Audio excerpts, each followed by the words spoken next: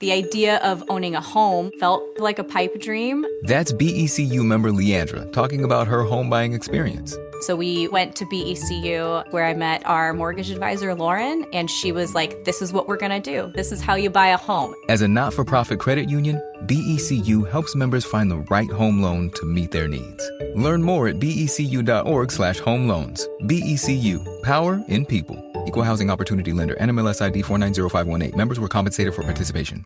What's up? It's your boy, the Ted Smith. Thanks for listening to the Men's Room Daily Podcast. Want more? Check out the greatest podcast in all the land, The Podcast. Be sure to subscribe and listen to a brand new episode every Tuesday night. 99.9 KISW. We return to the Men's Room with Miles and Thrill. Turn to Who Sucks Last coming up after emails on our question.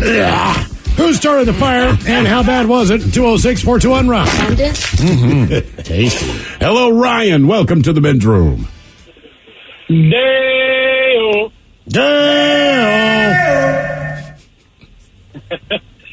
All right. Oh, man. So I started the fire. All right. I was probably about 6 to 9 age range, and I was at my parents' house, obviously.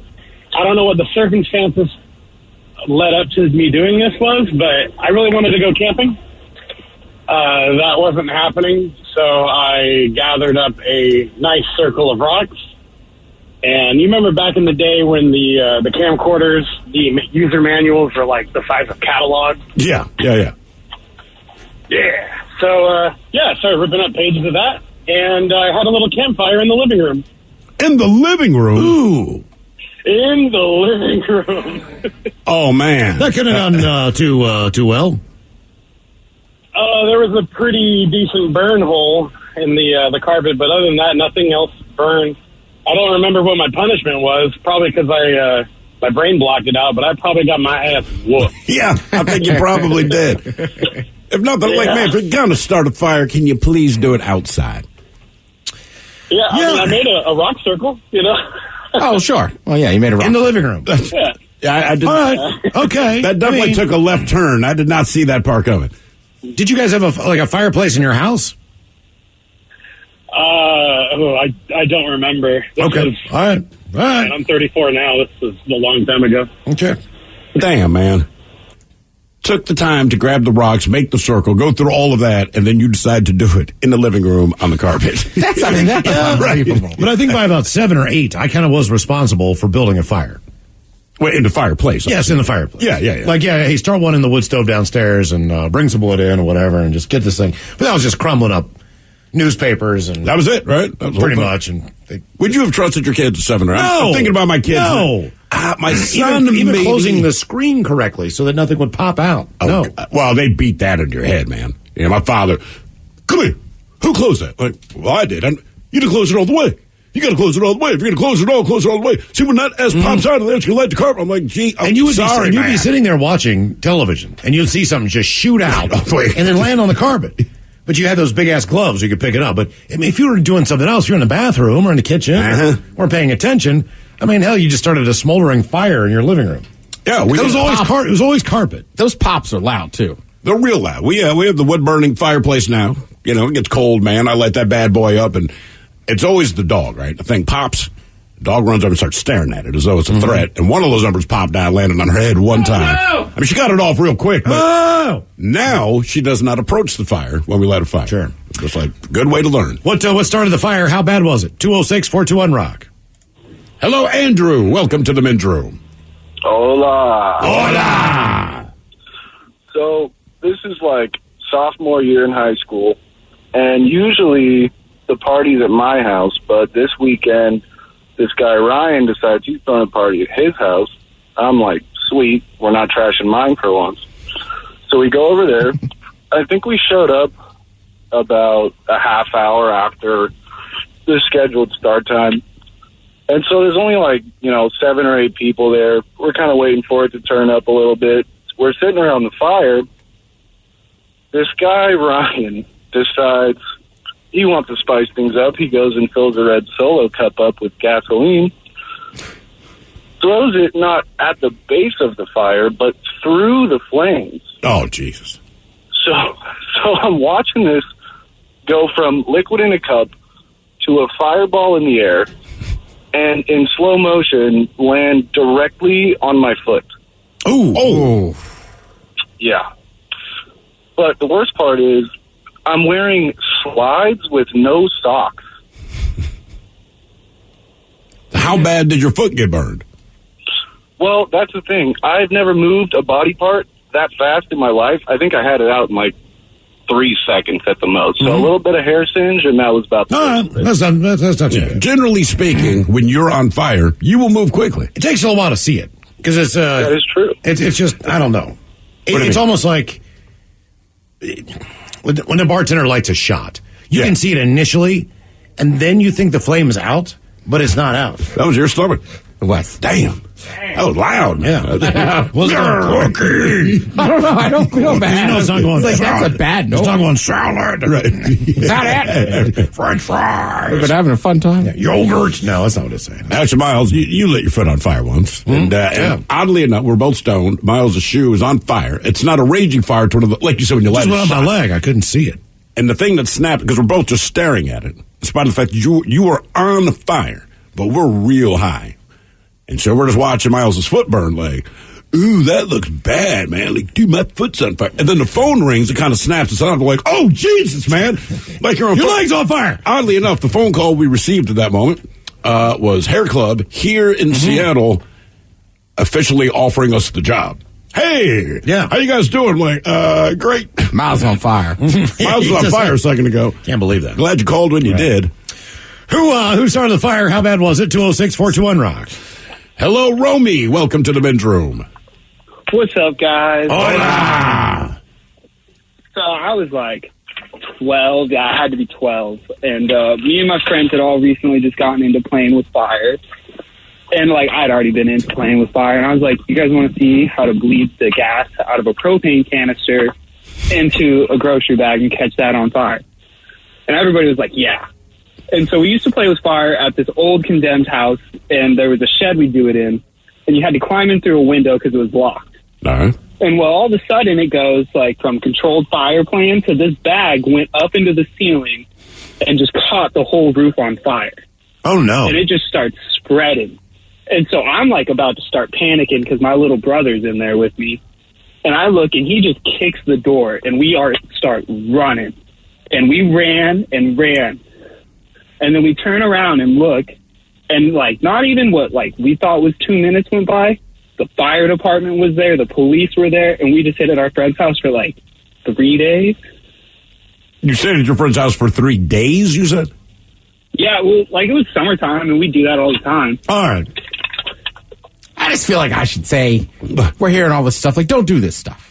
We know. Yeah, but you're going to anyway. I mean, I know. I'm just worried about people that are younger. Especially when you're that age and you're a dude, and it's inexplicable, but every dude goes through their pyro phase, man. I don't know what it is. I did not. That was one thing. Really? I did not, but I had friends that were into it. And I was just I was into it. All my buddies were into it, man. I was at my buddy's house, and we almost burned down his garage. But the garage was a split-level home, so the whole house would have gone up. Yeah. So he singed the roof fooling around with 4F gunpowder, almost said, and it was unfinished. So, you know, you're shooting up into dry wood, which is your home. So that caught on fire. We went and got the garden hose, brought that in, and we were able to put the fire out. After that, I was like, and we got in big trouble. Yeah, I bet you did. So after that, I was, no, I don't, it's not worth me not being able to do anything for a month because you want to set us crap on fire. And because he was more of the guy who wanted to do the pyro But stuff. again, And I grew up caught. across the street from a fireman. All right. So fire, obviously, firemen do like fire in a weird way. They wouldn't do that job, I don't think.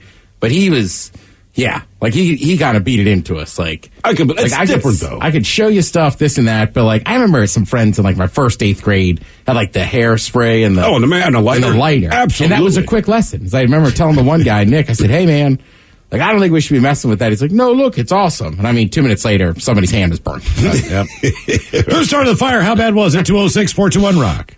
Hello, John. Welcome to the men's room. Cola. Hola. Yeah, you guys, just a little bit of a backstory is back in the 70s, when you had these comic books, you could order on through those comic books everything from M80s to half sticks of dynamite. They would send you the gunpowder, the fuse that was like the underwater fuse that you had in M80s. Yeah, just wait 6 to 8 weeks for delivery. They're all waterproof. But just to get to the story was, we used to cut the heads off matches at first to make these little bombs and stuff. And we'd just take, the paper matches and cut the heads off them and then stack them into a pipe or whatever we just deemed. But the buddy, he stuck this whole bunch of Strike Anywhere matches in his back pocket. He had about 50 of them. And he had a metal washer in it, too. And we were swinging around this pole, and his backside caught fire. And he's running around, and the smoke and the flames are coming off his butt. Yeah, I bet he was. Did he try to take off his pants or anything? Sit down for, 3 weeks. Damn. I've never had matches just spontaneously combust. I'm sure it can happen. I'm just saying, back in the days when you still got matches. Right, because people always collected them. Right. I've never heard of them just combusting. Which is funny, because, everything, fire hazards, and firemen would explain to you at the schools, try to get rid of excess paper, stuff like that. All these things you can, but you go home and you're right, your parents have like 8,000 matchbooks. But if he was just clipping off the head of the matches, I guess all of them together could rub together, as opposed to like being in a matchbook. Sure. But the problem is when one goes up, did you ever get into match wars with people? So Andy Gallo got the match stuck to his face. We all got in trouble. All right, okay. Yeah. So here's mine. So mine was, I had been, it seemed like forever as a kid, but two years in a row, whenever polo shirts really started to become popular, it was Izod before that, which is the alligator, and then it became polo. Well, if you were a kid and you're going to a dance or you wanted to dress up, this was the thing that you wanted. Of course. To look sharp, to look good. So the first year I asked, the JCPenney had a Hunt Club shirt, which looked like polo, but it wasn't. It was just a horse, but there was no. It was no not rich enough for a jockey. There was no jockey on, right? And you got to remember, even then, those shirts were. This was 1983. Those shirts were $79, $80. Damn, they were as expensive, even more so then than they are now, for the most part. So. Hell, you probably go up to the outlet and Tulalip, and they're $50. Then they were $75, $80. Anyway, so another year goes by. I do not get the shirt again. So I'm like, did you get another Hunt Club shirt or just no shirt at all? Nope. I flipped the script. That's when I started selling Cokes at the football games. So about this time, get that polo, as in the soda. Yeah, I'm 12 years old. So you were a Coke dealer. I'm going to start selling Cokes. I got $2 a tray. So I saved my money. How many are in a tray? 20. And about how many do you sell on an average game? I would sell close to 15 trays of mixers. Okay. I would go up into the student section. Mixers. They were $1 a piece. I'd scrape mixers instead of Coke. They had cellophane on them. Your legs were dripping in syrup. You got a towel around your neck because they had this cheap ass strap. Yeah. Basically, So, anyway. Why was it always cellophane? I remember being at Maryland games. Same thing. Like the ice is all melted. Right, like you could. As a kid, I remember the Cokes at college football games suck. They do. They don't have any ice. They don't have any ice. Right. It's all melted. It's like why didn't they put lids on them? Sure. You're right. It was just that cellophane. Who knows? So I save all my money. I finally there's one store in town before we got what was called the Bon-Ton, which was kind of like a little Macy's thing. But anyway, so we get I finally get enough money to get the shirt. I get the shirt that I want. What color was it? It was blue with a red polo guy. All right. How proud were you of it? I was. This was. I'm going to get a girlfriend now. Right. It's just that easy. I've just opened the door to maybe sexy time, to maybe somebody wanting to kiss me. I don't even know what's going to happen, but I got this shirt. The second time I wore this shirt, we were all at the mall and went outside and started having a match fight. I didn't realize the match that one of my friends, I can't remember who flicked it at me, but it stuck to the shirt. I didn't see it. I smelled it. And I looked down, and there was at least a dime-size hole that had already burned in this $80 shirt. And I think, so there's light poles in the middle of the parking lot of the mall for, security reasons, right? It's at night. We just got out of a movie. I ran to one of those poles, and stood behind it because I thought I was going to start crying. Oh, and I didn't want to. You were hiding behind a pole from your I'm friends. 12, 13 years old because I was afraid I was going to start crying. And I was so mad that I was just going to kill somebody. And I just remember like thinking to myself, I was so mad that I was going to start crying. So I couldn't let anybody see that. So I ran. And then I collected myself and I came back just like, you ruined my shirt, man. That's tough. It was tough. Yeah, I was especially at that age, man. Yeah, I was like 19 or 20. I tried to fix it. I wanted to buy a linen shirt, right? All right. But same thing, like linen shirts aren't cheap. No, they are not. So I go to Eddie Bauer, find this white linen shirt, like, this is it.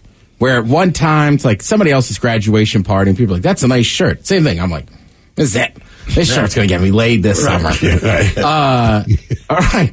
So then, basically, like, same thing. Like, 2 days later, because I had packed up a bunch of stuff for a trip, and I don't know why I had NyQuil in there. Somehow the bottle broke. Oh. And there, you ever try to get red NyQuil out of a lemon? It doesn't come out. Oh. Doesn't come out. I wore that shirt once. One time. One time. Damn it. Not that I'm still pissed. Yeah. NyQuil. I know. It's not even a cool story, man. It was only red wine. I got drunk. It was like I wore it once, and then we were going to like the beach or something. So you just pack a bag real quick. And I guess I had like a summer cold. For some reason, I was like, I got to bring this NyQuil. Yeah, and then I remember getting there and like, you got to be kidding me. Like, I've only worn this thing once. I don't know what the deal was on the other time was champion sweatshirts were the thing. Okay. They are again now. Well, I've noticed that, which is wild. First of all, Champion people, like, I still had some Champion stuff, but like, Champion was not cool. No, and now it's expensive. It's back. And because you like it costs more. I don't know what the deal was with the style at the time, but it was fashionable in the area where I grew up in. If you had a Champion sweatshirt, you kind of cut a little slit, like an inch down the middle of the front of the neck. Like a crew, yeah. Okay? One tackle football game, my buddy grabs me by the neck. Oh, no. I had this thing. Rips it straight down the front like a zip-up hoodie. Well, no zipper. I'm like, ah! Probably the same dude to flick the match at you. That was another one that was like, oh, man. Because as a kid, you don't think to yourself, you just wear something, but you never think, this could be ruined by me. Right. Because I'm going to take care of this. This is mine. Like, this is cool. This is what you wear when you play football. Now. Who's starting the fire? How bad was it? 206-421-ROCK. BECU. You've heard the name, seen the letters. But what does BECU stand for? Simply put, not-for-profit BECU stands for people. For charting your own path. For choosing what's right for members instead of what's profitable for someone else. Because they are the reason our credit union exists. So we do everything in our power to help them reach their financial goals. BECU. Power in people. All Pacific Northwest residents are eligible to join. Federally insured by NCUA. 99.9 KISW. The men's room returns with Miles and Thrill. Who talks less on the way right after emails on our question, who started the fire and how bad was it? 206-421-ROCK. Hello, Kevin. Welcome to the men's room. Oh, yeah. Hey, how you doing? Hola. Great, man. Thanks. Right on. Been listening to you guys for a long time. So I'm going to tell my story a little slow because I'm stupid. I tend to swear when I talk real fast. Okay, yeah. Take your time. Yeah. Okay, so me and my little brother, we grew up in the 60s in Kansas City, Kansas. And my grandparents had a really big house. And so he was upstairs, and he was playing with some matches. So he lit the bedroom on fire. I think it started on the bed. He lit it on fire, came downstairs, told my grandparents, like nonchalantly, he just said, yeah, I got a fire going on upstairs. And they like looked at him, and they didn't want to take him serious at first, but then they went up there and it was blazing. Now, in Kansas City, Kansas, back in the 60s, early 60s, with all the riots and stuff that was going on, the fire department really didn't, hustle to get to us a lot. And I think my grandparents and my uncles wind up putting the fire out themselves. And then my brother wasn't allowed at my grandparents' house for a long time after that. But that was the catalyst of, like, his whole life. He was always looked at as a problem child. And, pretty much he lived up to that title. Did he ever light anything else on fire? Oh, well, when we were growing up, we moved to Delaware. Matter of fact, in Claymont, Delaware, where Biden's from, and there was some woods, and we used to just light little fires and put them out, and then one time it got out of control. Well, he ran, and me and our other friends stayed and put it out. Because, I don't know, but he liked to burn stuff. What's he doing now? What's he doing now? He's got his own little business where he's, doing cleaning, businesses and stuff. But one time he told me in Puyallup at his house, he had those, what do you call those moles that would mess up your yard? Yeah. Well, his neighbor had the same problem, but his neighbor poured all this gasoline in this hole and lit it, and it blew up my brother's yard. along with the other guy's yard. So fire just follows him. Man. Okay, all right. Damn. Did that eradicate the mole problem, I'm wondering? Well, yeah, it was, but, you don't use gasoline. Man, it's amazing to me what people use gasoline for outside of their vehicle or as a lawnmower. There's all kinds of things that they tell you can do. So I had moles really bad in Maryland. All right. And Wrigley spearmint gum. So you take Wrigley spearmint gum and you break it into pieces and you throw it in all the holes. Okay. The theory being that moles love the spearmint gum. Well, who doesn't? They can't. They eat it. It expands in their stomach a little bit. They can't digest it. All right. So it blocks their insides, and then they basically just die down there. That's what they told you to do. Mm-hmm. Did it work? Yeah. Seriously? Yeah. How long from the point that you started loading it with the gum? Look, you can do all kinds of things, but if you just need to buy like 4 packs of gum, it's a hell of a lot cheaper yes, it is. than anything else that you can find. Just break them in half, throw them in a mole hole? Yeah, pretty much. And wait for them to start eating gum. They'll eat it. And then do you get the reek of dead moles all over your yard or no? They're in the ground. Okay. Yeah, you can, I don't know. Does it have to be Wrigley Spearmint? Like they don't like Hubba Bubba, Big Red, nothing like that? Well, I bet it's the spearmint itself that they like. It smells delicious, and that is a weird one. I've not heard of that. Getting rid of these kids. Yeah, seems like a lot of folks, they say, here are having problems with molds in their yard. Here are simple solutions. Juicy. Oh, what do they got? They say juicy fruit. Juicy fruit. Take the yellow wrappers off juicy fruit chewing gum. Put the sticks of gum still covered with the aluminum wrappers into the pushed up holes. See, I took the aluminum wrapper off. Anyway, yeah.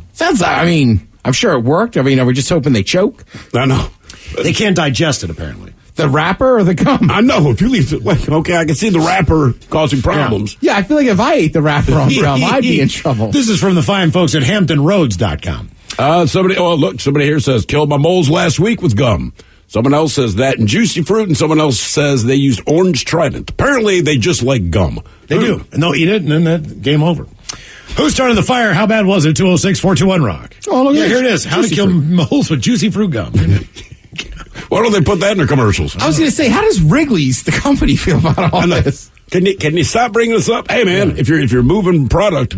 Right, we have great gum. You'll enjoy the sweetness of juicy fruit, the mouth-watering flavor of peppermint, of doublemint gum, and we'll kill your moles. It'll kill your moles. The thing is, if you go to Home Depot and they have something that you can eradicate moles with, they should have the juicy fruit gum right there. Right beside it. Yeah, why not? Yeah, well, big mole. Or 50 cents. Big Mole won't let that happen.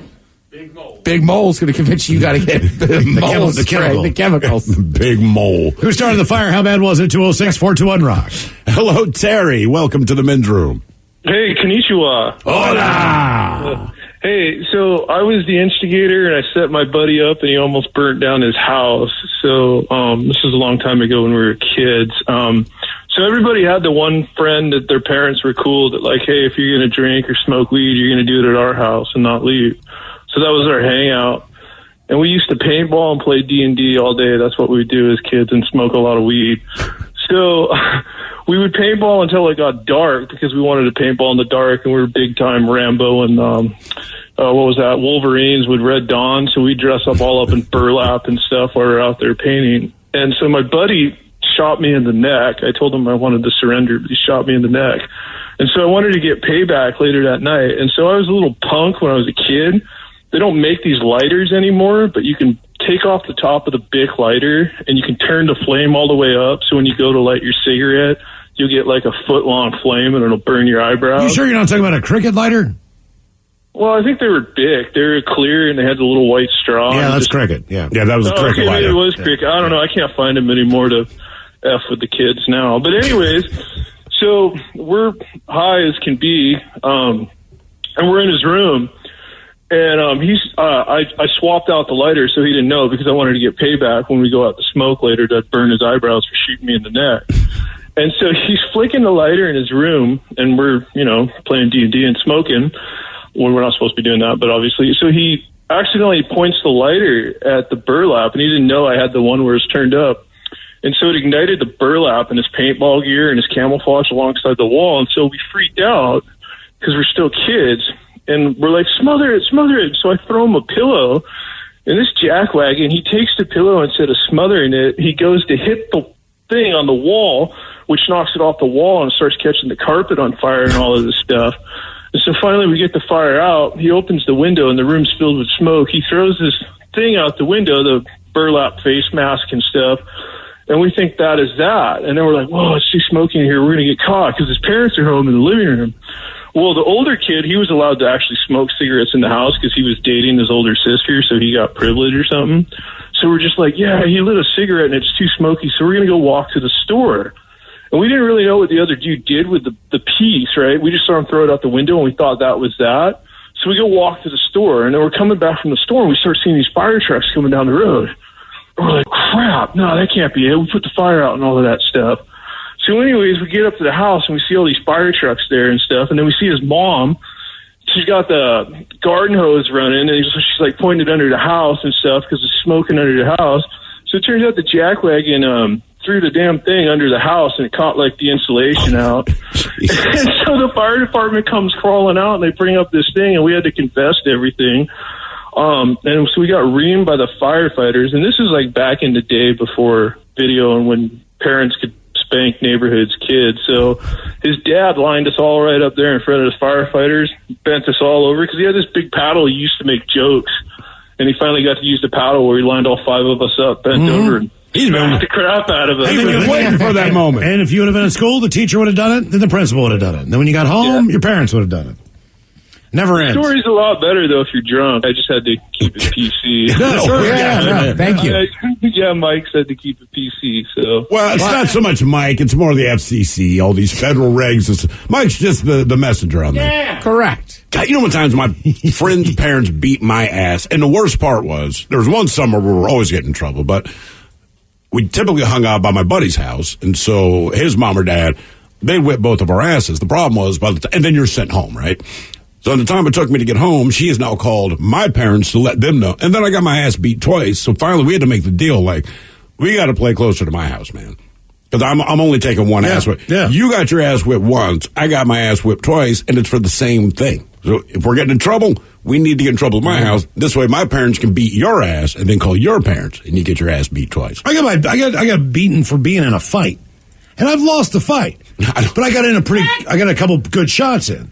So the guy that I got in a fight with, after we were both suspended for a couple days, after we went back to school, he wanted a rematch. Of course. Because he didn't feel like he got in his shots. And I'm like, that's not how this works, man. Come on, man. So like he still wanted to keep it. So then you get that feeling all day, like, I gotta feel like the butterflies in my stomach are like, can I walk home? Like, I know where he's going to be. Do I have to be like, can we just do this right now? Instead of like, 6 periods have to go by, so I have to wait. Keep thinking about those to get my butt, Especially when I know you're going to kick my ass. I have to wait for it like all day, like just looking at the clock, like you don't want to leave school. No, you don't. You want the day to go slow. That's the worst part. That's the one time you want the day to go slow. And it flies by. And it flies, exactly. Who started the fire? How bad was it? 206-421-ROCK. Don't ring the bell. Don't ring the bell. Can I do some extra schoolwork or something? Yeah, like, you need me to clap the races together or something? Man. Hello, Tom. Welcome to the men's room. Hey, guys. How's it going? Hola. Hey, I'm an elevator service person, and I service an elevator in a local hospital. And they wanted to put a card reader in this card, and it was right before lunch. So they wanted me to check to see if I had enough wires in there to hook the card reader up. So I go and open up the COP. This elevator didn't have what we call an independent service switch on it, so I was holding the door with my foot and opening up the car operating panel. And when I got the job, there's some oil that had leaked down into that compartment from the door operator on the top of the car.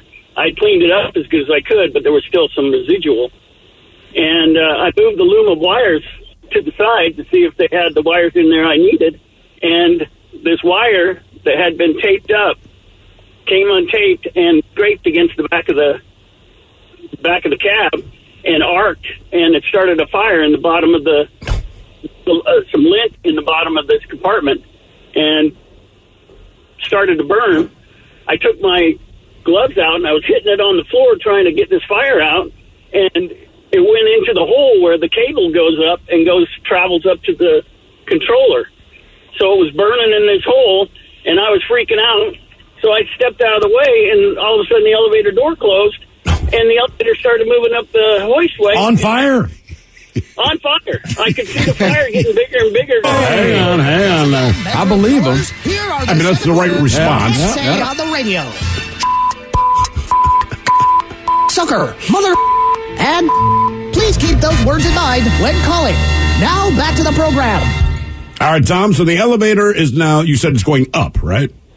It's going up, and I'm seeing the fire get bigger and bigger. And I turn around, and I notice the door's closed, so I rip the door open and jump out of the car, and I see that I barely got enough room that I can get underneath the tow guard to get into the pit.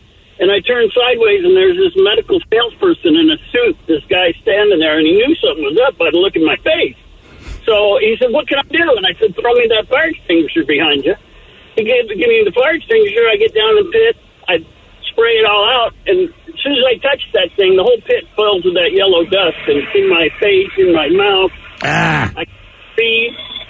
So I find my way to the door, and I crawl out, and just then all of the engineers from the hospital jog up, and they say, "Tom, is everything all right? Is the fire out?" And I look up, and there's just a little bit of fire on the top where the door truck.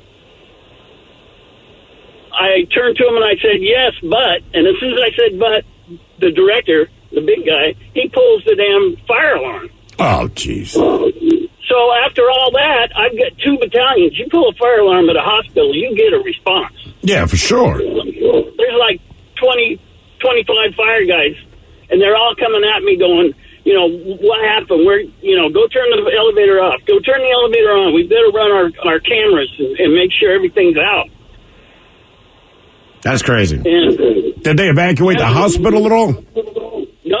No, they didn't even.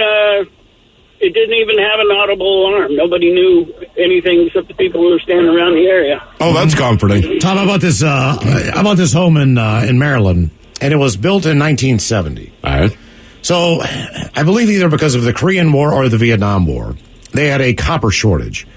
So there was about a year and a half where it was very difficult to get copper wire to do homes. So they would do aluminum wiring.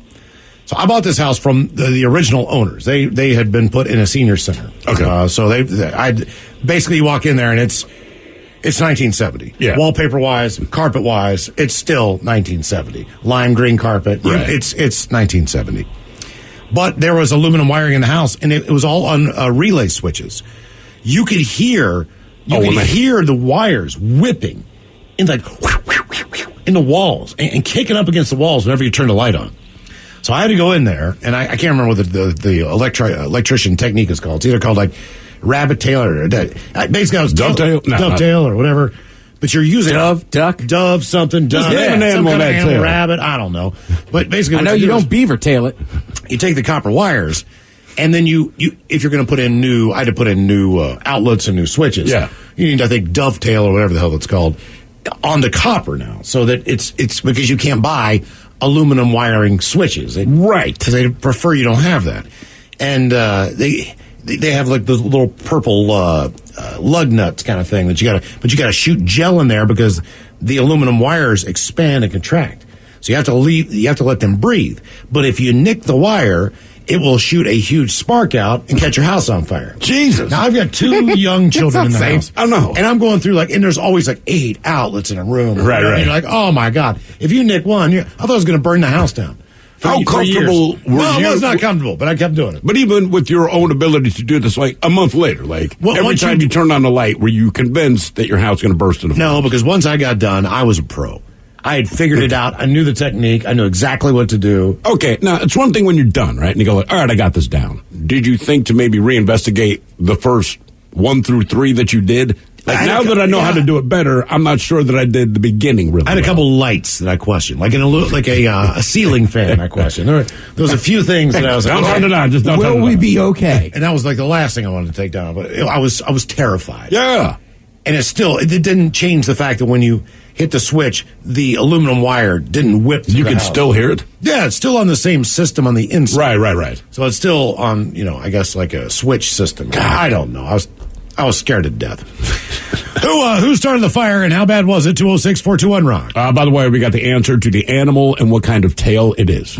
Okay. I'll give you 3 more guesses. You get 3 more So it's guesses. not any of the one we already named? It's not any of Was the it animals. rabbit? It is not a rabbit. I thought for sure it was going to be dovetail. It's a farm animal. Pigtail. Pigtail it is. There That we is go. right. I think that was what you do with your hair. Yeah, the You pigtail. do a lot of In things Maryland. with pigtails. Uh-huh. Well, pigtail, I don't know why we call those pigtails, because pigtails are generally curly. They are. And Even when girls do pigtails. Right, we say they have in pigtails, but... Maybe the first girl that did it was just real ugly. Ooh, I never thought about that. I mean, that's where my mind goes, because you're right. A pigtail is like a corkscrew, so if your hair's just hanging there, like, I don't call that a pigtail, because Sheila did it, Mm-hmm. Maybe that's what the ugliest woman in the world. Who started the fire? How bad was it? 206-421-ROCK. Hello, Dan. Welcome to the men's room. Hey, how you guys doing? Long time listener. Hola. Hola. So this one's a good one probably for you guys. So I was like 16. This is like 32 years ago. And then I was 16. I just got my license, right? So my parents my car was broken, so my parents had a Chrysler Cordoba they let me use. The Chrysler Cordoba. The Corinthian leather. Yes. Yeah. Hello, I'm Ricardo Montalban.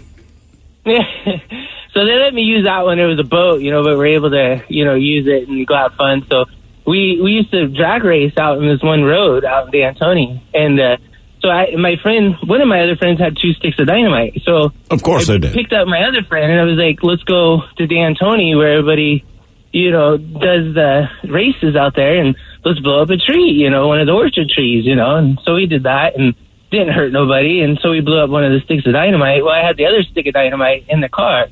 And so we all had fun and did and raced and everybody raced and we all went home. Well, I went and picked up one of my girlfriends back then. I was going out with this one girl and so I went and picked her up. We went to the movies and then I came back and dropped her off. Well, this was the year that 49ers were playing the Bengals, right, back then. Okay. So when I went home, my parents had had people over and they were playing cards. And so I went in the room and started watching, the 49er game. And so about half in the 49er game, I looked out and all of a sudden the car just blew up just out of nowhere, just engulfed in flames and with everything. And my mom had a 56 she was restoring. So everybody raced out there. My dad had an old step-side Ford. And so we pushed the 56 Chevy out of the way. And then we went to the truck and pushed it out of the way. And so the fire department came and put it out. And then all of a sudden they're like, well, it's either the heater coil because it was on the passenger side or it was the stereo system. But the stereo system was all battery operated because you had the ghetto blasters. So I put speakers together to make it louder, And so I was like, okay, yeah, that's what it was. And so they never really How do you think the dynamite, honestly, how do you think it detonated? I don't know. I was really scared. Like, I was like, oh my God, I almost blew up my girlfriend. I was tripping out myself. I was like, it was like homemade. It was just one of those little pipe ones. I've heard of people who've had got hot or something. The cups have melted based on the light coming in through the windows. for sure. All kinds of different stuff like that. I just can't imagine it be so precise. And blew up his mother's goddamn car. Yeah, that sounds awful. And at the end there, did he say it was homemade dynamite? Yeah, everything about that. It sounds like that you guys just made a bomb. Yeah, basically. Well, they did. That was a really nice car, though. The Chrysler Cordoba. I'm Ricardo Montalban. Because when you think Chrysler, you think Cordoba. And Ricardo Montalban. Sure. Who Sucks Less coming up? You are listening to The Men's Room. Nobody likes keeping track of a wallet full of credit cards with complicated rewards categories. And BECU members like Heather don't have to. With this card, I don't really spend a lot of time thinking about it. I just use it and pay it. It's pretty simple. Keep things simple with the Cashback Visa from BECU. No more confusing categories, no more blackout dates. Just 1.5% cash back on every purchase. BECU. Power in people. Member compensated for participation. Cash advances and cash-like transactions do not qualify as purchases. Contact BECU at 800-233-2328 for current product and rate information.